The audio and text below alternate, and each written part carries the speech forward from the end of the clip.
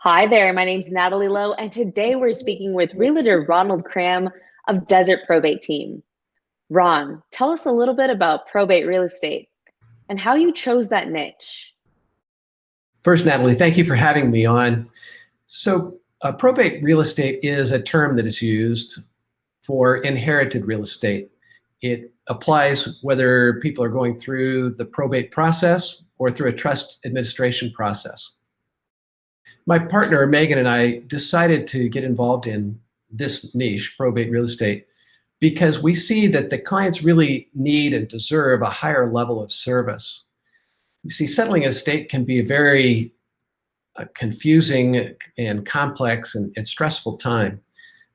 These folks have busy lives already. They have jobs and families and responsibilities, and now all of a sudden they've got to settle an estate. And what does that entail? They've never done that before. So we come alongside them with our processes. We can help take some of that burden off of them, and we just watch their stress melt away. It's very satisfying. So, who is stressed? Well, the person who is most stressed in the family, of course, would be the person in charge of settling the estate. So that would be, in the case of a will, the person is called a personal representative. They used to call them executors, but that term is used much more. If it's a trust, then it would be the trustee. So this person is responsible for all of the major decisions. So they have to deal with the attorneys. They have to keep the family informed of what's going on. They have to pay the bills and make sure the real estate is maintained until it's sold, if they're going to sell it. There's just a lot to this whole process. So we come alongside them. We work with that person, but we also involve the rest of the family as well. That does sound a bit overwhelming. Yeah. So, how do you help? So it all starts with a conversation. We sit down with the personal representative and the other interested family members, and we want to hear from them. What are their goals? What are their challenges? What is it that they're facing that's really kind of difficult? And then we have developed, Megan and I, a probate checklist. It's rather focused on the real estate side of things, but we talk them through the different things that need to be handled. And going through that process, we kind of develop a plan and a timeline and a budget for getting all that done. We make sure everybody's kind of on the same page. That's, we bring in, or we talk about the other people that are part of our network, if they're needed in that particular case. You don't need everyone that's on our team for every situation, but we work through all of that. We've got great vendors and professionals and contractors and things for any situation that should arise. So, tell me about those professionals and vendors in your network. So we can refer the right attorney to the case. We can refer the right estate sale company. I say the right one because some estate sale companies are really good at dealing with the larger estates, and some estate sale companies are better at dealing with smaller estates. And so we kind of have to know, or we do know, which is the right one to refer in a given case. There's also the issues of dealing with, selling the car and dealing with repairs on the house and all of that. So really anything that can come up. Another really important person that's part of our team is our appraiser. So some larger estates might have a very significant art collection or antique collection. We've got probably the best art appraiser in the state of Arizona as part of our team. We've used her before, and we'll use her again.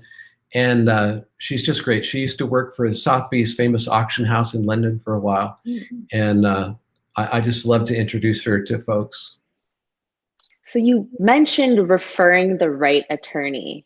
What do you mean by that?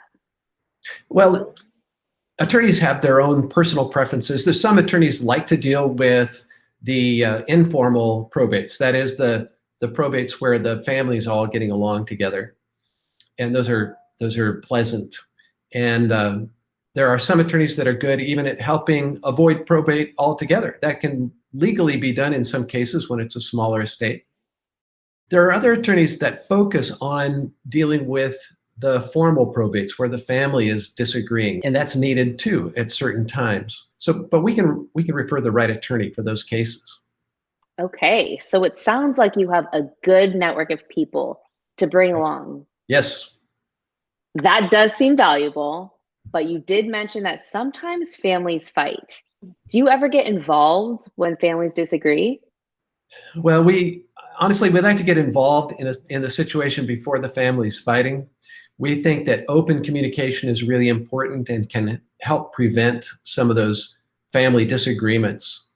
The it's really important that all the family members kind of know what's in the will or the trust, and when then they feel that they're in the know, and then they also need a chance to express themselves and their own thoughts. They need to feel like they're heard.